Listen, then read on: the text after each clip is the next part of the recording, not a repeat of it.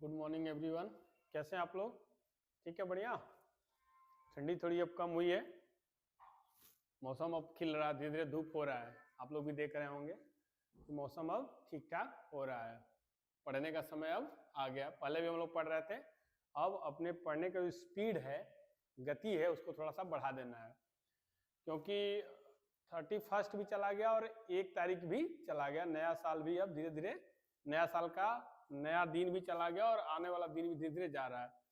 मैं देख रहा हूँ कि 31 को और 1 तारीख को किए हुए वादे कई लोग पूरा नहीं किए हैं। कुछ लोग किए हैं लेकिन ज्यादातर लोग नहीं किए हैं। वादे तो बहुत कर लेते हैं, 31 को भी कर लिए थे कि अब ये साल जा रहा है, जाने दो भैया, आने वाले साल को हम लोग नहीं छोड़ेंगे।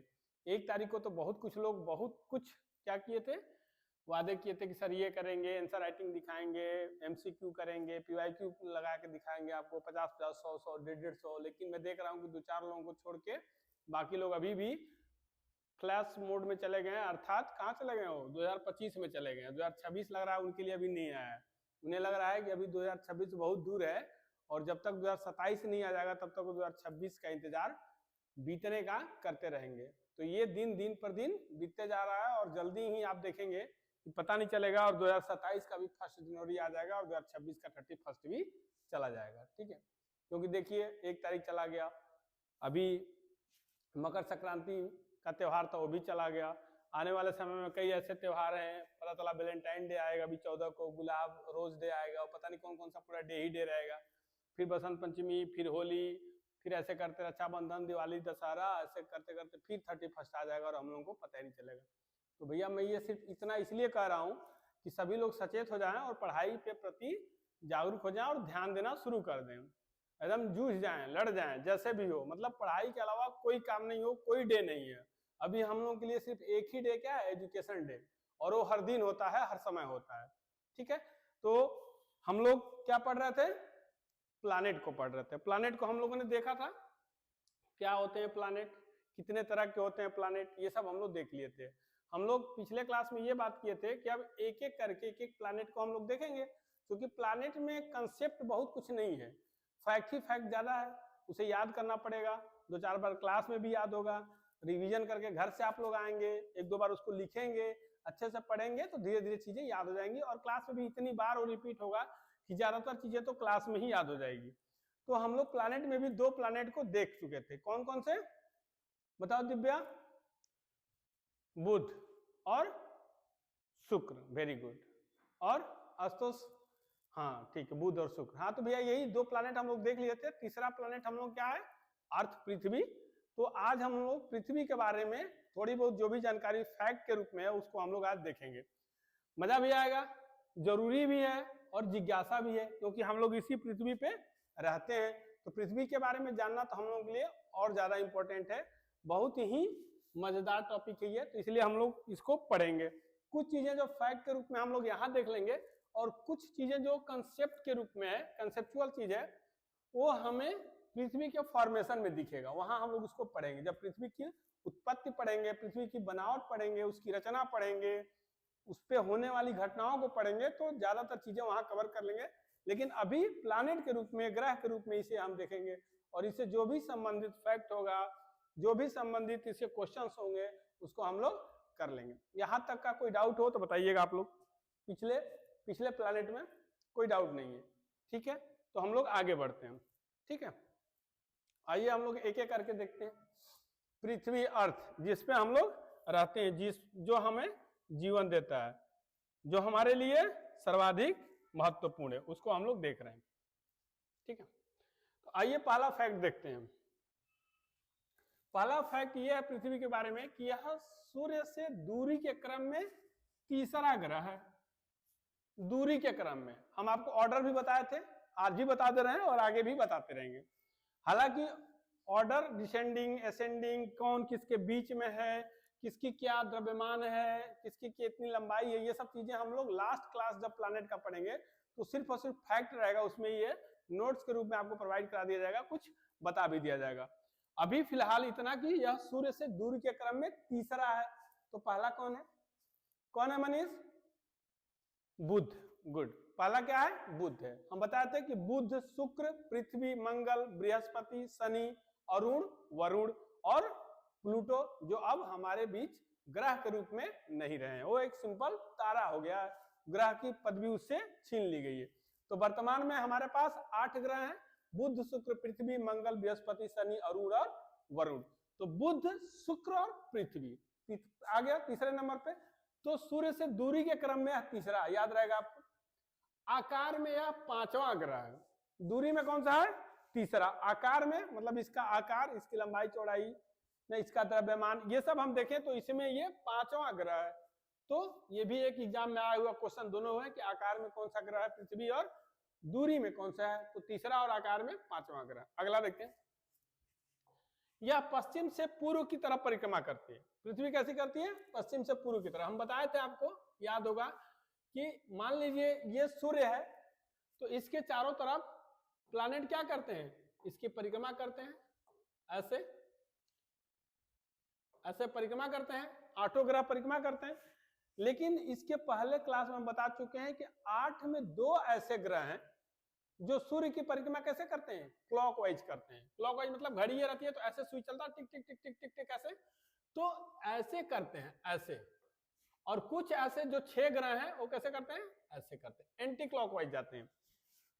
पृथ्वी उन 6 ग्रहों में से है, वो 6 प्लैनेट में से है जो सूर्य की परिक्रमा पश्चिम से पूर्व की तरह करती है। जबकि 2 ऐसे ग्रह हैं, कौन कौन से बताइए आप? शुक्र एवं अरुण, वेनस और यूरेनस। ये ऐसे 2 प्लैनेट है, ऐसे ग्रह हैं जो सूर्य की परिक्रमा क्या करते हैं? क्लॉकवाइज करते हैं, मतलब पूर्व से पश्चिम करते हैं, और बाकी 6 ग्रह पश्चिम से पूर्व करते हैं। ये 2 ग्रह क्यों ऐसा करते हैं ये हम आपको क्लास में बता चुके हैं, तो दोबारा उसको बताने की बहुत जरूरत नहीं है, वो आप पिछले वाले क्लास को देख लेंगे तो आपको पता हो जाएगा। अगला, यह शुक्र और मंगल के बीच स्थित है। स्वाभाविक सी बात है, अभी हम आपको ऑर्डर बताए।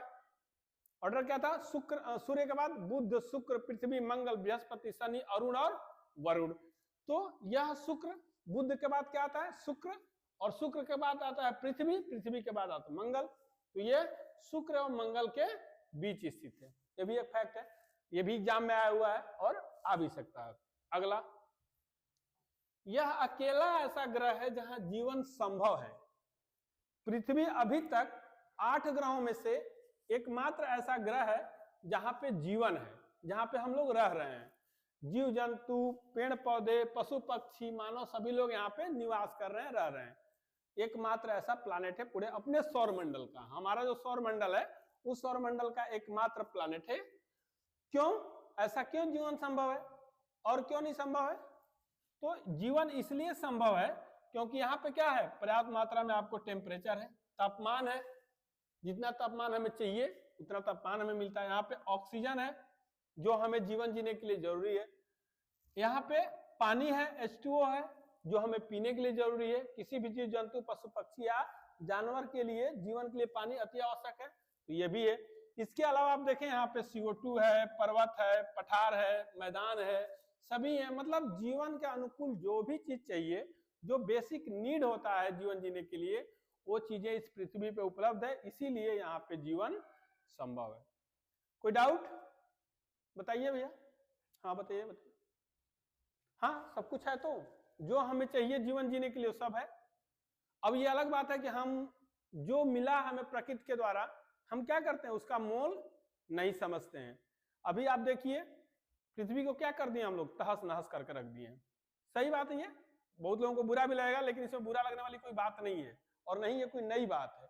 हम लोग पृथ्वी का जिस तरह से दोहन कर रहे हैं, बहुत वो दिन दूर नहीं है कि हम लोगों का दोहन निश्चित है। मरना तो तय है, इसमें कोई शक भी नहीं है, लेकिन किस तरह मरेंगे इसका अंदाजा भी नहीं है। जैसे कहा गया था ना, हिस्ट्री में आप पढ़ेंगे कि अंग्रेज भारत छोड़ के तो जाएंगे, ये निश्चित था, इसमें कोई शक भी नहीं था कि अंग्रेज भारत में ही रहेंगे, जाएंगे नहीं। अंग्रेज, ये बहुत पहले पता चल गया था, 1857 क्रांति के समय पता चल गया था कि अंग्रेज भारत को छोड़ के एक न एक दिन जाएंगे, लेकिन किस हालत में छोड़ के जाएंगे ये देखने वाली बात होगी। और वो हुआ भी वही। भारत को किस हालत में छोड़ के गए ये किसी से छुपा नहीं है। तो वही हाल है कि मरना तो हम लोग का भी तय है, लेकिन पृथ्वी को जिस तरह से दोहन हम लोग कर रहे हैं, पृथ्वी का जिस तरह से नाश हम लोग कर रहे हैं, प्रकृति का विनाश कर रहे हैं, उस आने वाला समय कितना बुरा होगा ये देखने वाली बात होगी। जो लोग भविष्य की जो पीढ़ी होगी उसके लिए बहुत बुरी स्थिति की स्थिति रहेगी, क्योंकि हम लोग कुछ भी छोड़ नहीं रहे हैं, सब कुछ अपने ऊपर ही ले रहे हैं, सब कुछ अपने ऊपर खर्च कर रहे हैं। तो आगे हम ये अभी दिखाएंगे कि इसमें कुछ करने की भी जरूरत है। तो क्या है पृथ्वी पे ये क्यों जीवन अनुकूल है, यहाँ पे क्यों जीवन संभव है? क्योंकि हमें पानी चाहिए, मिलता है पृथ्वी पे। हमें तापमान टेम्परेचर चाहिए, पृथ्वी में मिल जाता है। हमें ऑक्सीजन चाहिए, पृथ्वी में मिल जाता है। इसके अलावा कई गैसें हैं, कार्बन डाइऑक्साइड है, नाइट्रोजन है, मीथेन है, सब कुछ जो भी चाहिए, हीलियम है, नियान, आर्गन, सार्गन, सब कुछ मिल जाता है। मिनरल्स मिल जाते हैं।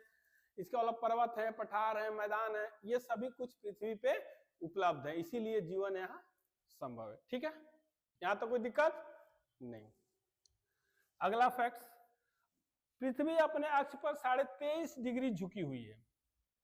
ठीक है, अच्छा ये सब संभव है, इसीलिए इसको जीवन वाला ग्रह भी बोलते हैं। ये क्वेश्चन भी आया है कि किस ग्रह को जीवन वाला ग्रह बोलते हैं, तो पृथ्वी को बोलते हैं। अगला फैक्ट, पृथ्वी अपने अक्ष पर कितना झुकी है? 23.5 डिग्री। अब इस 23.5 डिग्री का झुकाव का रीजन, उसके रीजन से होने वाले परिणाम, ये सब आगे हम लोग पढ़ेंगे जब पृथ्वी का फॉर्मेशन पढ़ेंगे, उसकी बनावट पढ़ेंगे, उसके सतह के बारे में पढ़ेंगे, उसके झुकाव के बारे में पढ़ेंगे। तो हम लोग यहाँ पे डिटेल पढ़ेंगे किस 23 डिग्री झुके होने से क्या फायदे हैं और क्या नुकसान है, इसका क्या प्रभाव पड़ा हमारे ऊपर या क्या पड़ रहा है। अगर ऐसा नहीं होता तो क्या होता, 23 के जगह अगर 24 डिग्री झुकी होती, 66.5 डिग्री झुकी होती तो क्या होता, और नहीं झुकी होती तो क्या होता। अभी इतना ही फैक्ट के रूप में कि कितना झुकी है? 23.5 डिग्री। पृथ्वी की परिक्रमा अवधि लगभग 365 दिन है, लगभग है। ठीक है, ये पहले भी आपको बताया है। परिक्रमा अवधि मतलब सूर्य की परिक्रमा। सूर्य क्या है? सौरमंडल का राजा है, उसी का मंडल अपना, हम पहले बता चुके हैं। तो सूर्य की परिक्रमा, ये सूर्य है, हम आपको पहले बताया।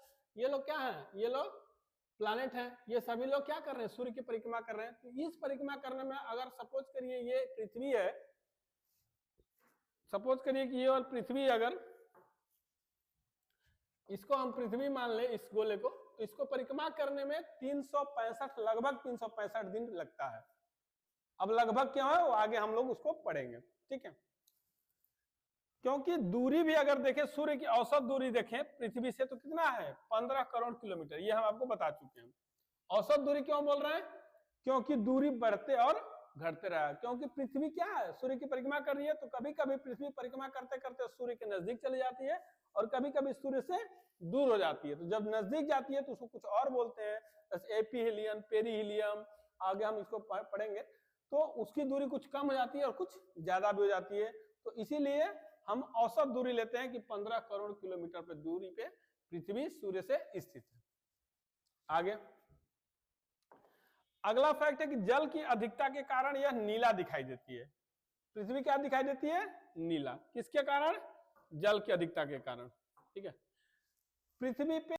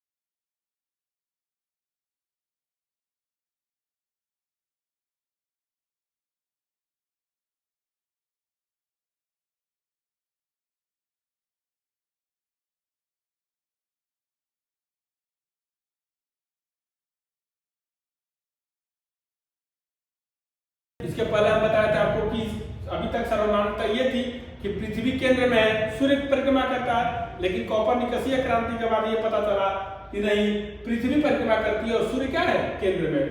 तो एक जब जियोसेंट्रिक हेलियोसेंट्रिक वाला अवधारणा आया था, तो जियोसेंट्रिक अवधारणा खत्म हुआ, बाद में हेलियोसेंट्रिक आया। तो उसी तरह इसका मतलब कि ये बात सही था, इसीलिए इन वैज्ञानिकों ने बाद में भी इसकी पुष्टि किया। यदि सही नहीं होता तो इनका अपना कोई नया सिद्धांत आता। ठीक है, अगला, पृथ्वी का विषुवतीय व्यास 12,756 किलोमीटर है, जबकि ध्रुवीय व्यास कितना है, 12,714 किलोमीटर। अब दो व्यास, जैसे कोई आप गेंद लेंगे या सर्किल लेंगे, कमरा लेंगे, कुछ भी लेंगे, उसका अपना एक व्यास होगा, है ना, उसका अपना पैरामीटर होगा। तो जो व्यास है पृथ्वी का भी अपना एक व्यास है। तो कितना है, पृथ्वी का जो विषुवत रेखा पर व्यास है वो कुछ और है और ध्रुवों पे कुछ और है। ऐसा क्यों? तो ये इसके लिए थोड़ा सा उसको मिटा लेते हैं, ऊपर वाले फैक्ट्स को।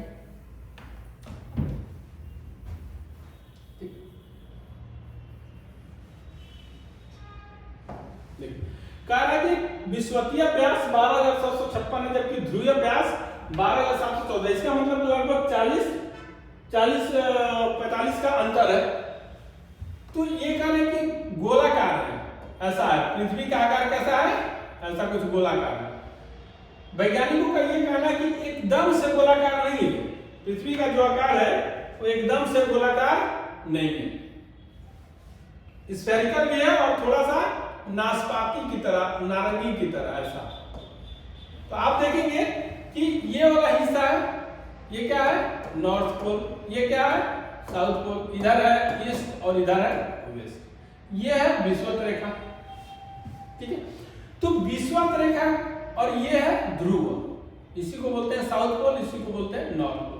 तो यहाँ क्या है, पृथ्वी थोड़ी चपटी है, नारंगी को आप देखेंगे, संतरे को भी देखेंगे, तो ऐसे गोलाकार होगा, लेकिन नीचे वाला हिस्सा और उसके ऊपर वाला हिस्सा थोड़ा सा चिपटा होगा, थोड़ा दबा होगा। तो ये जो दबा वाला हिस्सा है, इसका व्यास और इसके व्यास में आपको अंतर दिखाई देगा।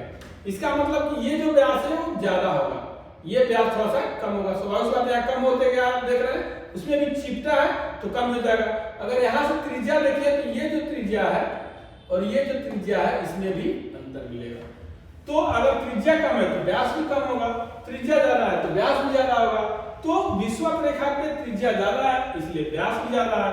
ध्रुवों पे जैसे जैसे ऊपर होते जाएंगे वैसे वैसे व्यास, त्रिज्या कम होते जाएगी तो व्यास भी कम होते जाएगा। इसीलिए आप देखें लगभग कितना 40-40 किलोमीटर का अंतर आपको मिल जाएगा। ठीक, अगला,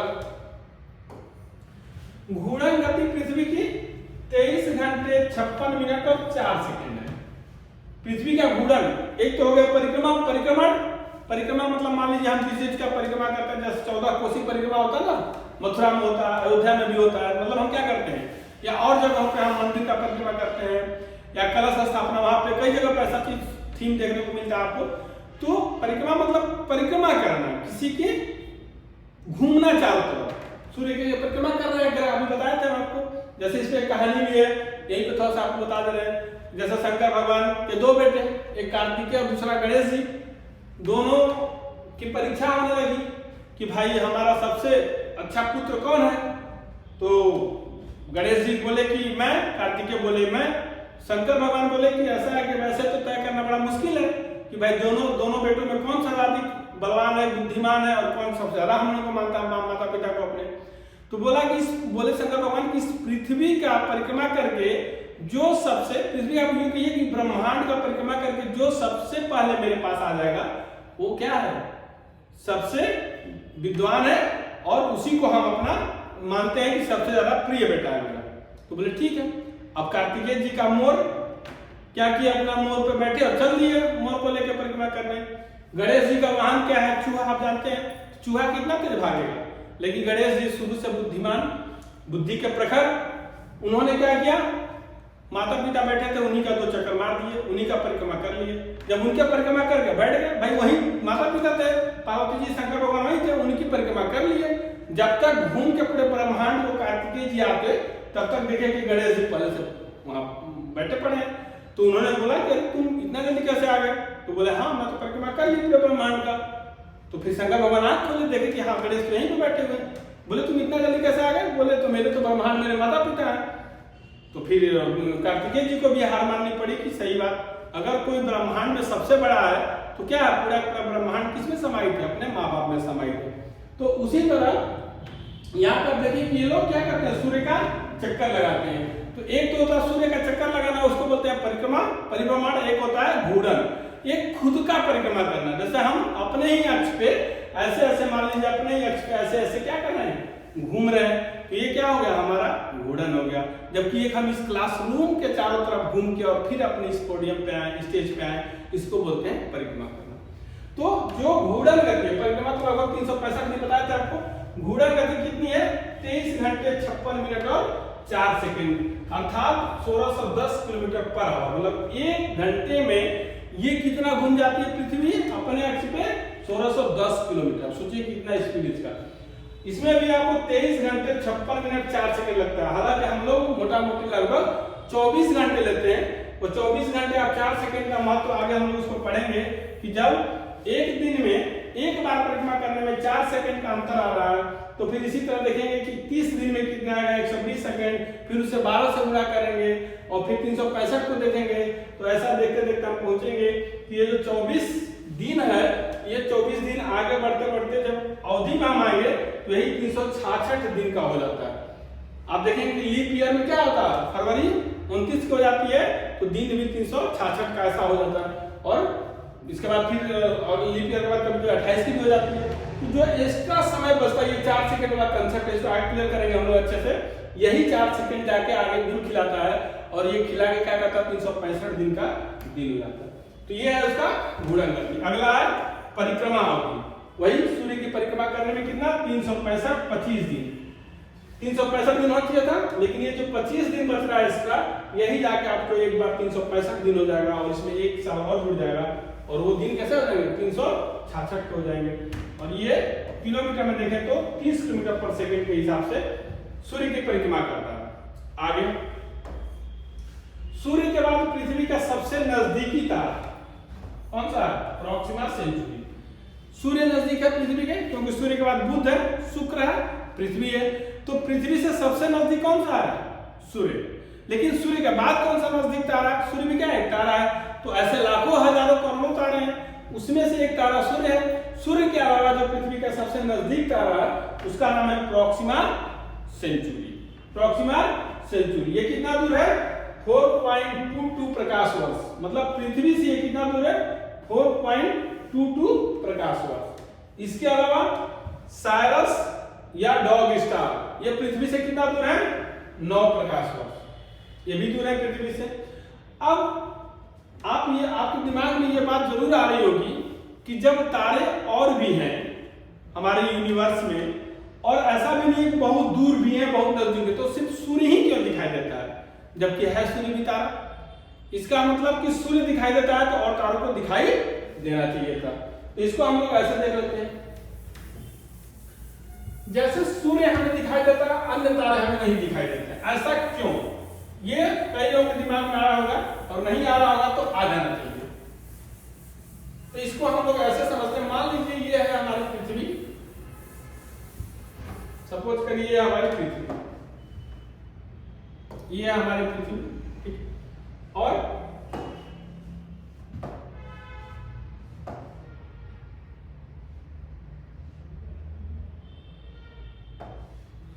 मान लीजिए ये है सूर्य, बड़ा होगा, ठीक है, ये है सूर्य।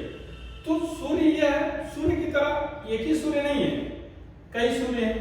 यहां भी सूर्य होगा, यहां भी सूर्य होगा, इतना बड़ा भी होगा, कुछ छोटे भी होंगे, कुछ बड़े भी, मतलब लाखों हजारों करोड़ों सूर्य क्या है यूनिवर्स में घूम रहे हैं। तो फिर पृथ्वी से ये अर्थ है और ये है सन, तो पृथ्वी से सूर्य ही क्यों दिखाई देता है? अन्य तारे जो इतना बड़ा तारा है ये क्यों नहीं दिखाई देता है? और जबकि ये बताया गया वैज्ञानिकों द्वारा सिद्ध है कि सूर्य से भी लाखों गुना बड़े यूनिवर्स में तारे घूम रहे हैं, अपना परिक्रमा कर रहे हैं अपने अपने मंडल में। इसका सीधा सा आंसर ये है कि भैया ये जो पृथ्वी है और ये सूर्य की दूरी, ये जो सूर्य है, ये भी एक सूर्य है, तारा है, तो ये जो स्टार है, ये स्टार स्टार पृथ्वी से दूर है। हालांकि ये स्टार इस स्टार से बड़ा भी है, इससे चमकीला भी है, इससे भारी भी है, लेकिन चूंकि ये इससे दूर है इसलिए इसका प्रकाश पृथ्वी तक कम आता है या फिर नहीं आता है। जबकि सूर्य इससे नजदीक है इसलिए इसका प्रकाश हमें मिल जाता है और हमें सूर्य दिखाई देता है। इसको दूसरे उदाहरण में समझ सकते हैं आप। जैसे मान लीजिए आपका घर है, अब आपके घर से 100 मीटर की दूरी पे एक 1000 वाट का बल्ब लगा है, उसको जला दीजिए। और आपके घर से 500 मीटर की दूरी पे एक 5000 वाट का बल्ब लगा दीजिए। आप जब जलाएंगे तो आपको क्या दिखेगा? 1000 वाट का बल्ब जो लगा है वो आपको नजदीक तो है, ये ज्यादा प्रकाशमान दिखेगा। हो सकता है 5000 वाला न दिखे या फिर बहुत छोटा दिखे। क्यों? क्योंकि 1000 वाला जो बल्ब आप लगाए हैं वो आपके घर से नजदीक है, तो उसका प्रकाश ज्यादा नहीं मिलेगा, उजाला दिखेगा। हालांकि 5000 वाट का बल्ब का प्रकाश ज्यादा था, उसका वाट भी ज्यादा था, उसका वोल्ट भी ज्यादा था, वो बड़ा भी था, लेकिन फिर भी हमें नहीं दिखेगा। क्यों? क्योंकि उसकी दूरी भी ज्यादा थी। ठीक है, तो इसीलिए तारे दिन में और तारे दिन में हमें नहीं दिखाई देते हैं, जबकि सूर्य दिखाई देता है। वरना सूर्य से लाखों गुना बड़े तारे उपलब्ध हैं यूनिवर्स में।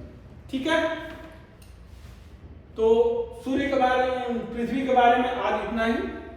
आगे क्लास में फिर अभी पृथ्वी से कुछ संबंधित चीजें बची हैं, उसको हम लोग देख लेंगे। फिर ऐसे करके पृथ्वी के बाद मंगल, बृहस्पति जो भी आएगा एक एक करके ग्रह को हम लोग पढ़ते जाएंगे। मेरा आप लोगों से अनुरोध है कि आप लोग दिन को मत देखिए, अपने लक्ष्य पे निर्धारित हो जाइए, लक्ष्य की तरफ ध्यान दीजिए और मजबूत मतलब मैक्सिमम टाइम पढ़ाई पे दीजिए। बाकी सब काम हो जाएंगे, सारे काम छूट जाएंगे पीछे, उसका कोई मोल नहीं है सिवाय पढ़ाई के। पढ़ लिख के आप लोग कुछ बन गए तो दुनिया आपको सलाम करेगी, वरना फिर आपको दुनिया को सलाम करना पड़ेगा। तो बेटर ये है कि आप सलाम तो करिए ही, लेकिन आपको भी सलाम करने वाला कोई हो, इसलिए इस काबिल बनना है हमें। तो भैया मन लगा के पढ़िए। आज इतना ही। Thank you. आपका दिन शुभ हो। नमस्कार।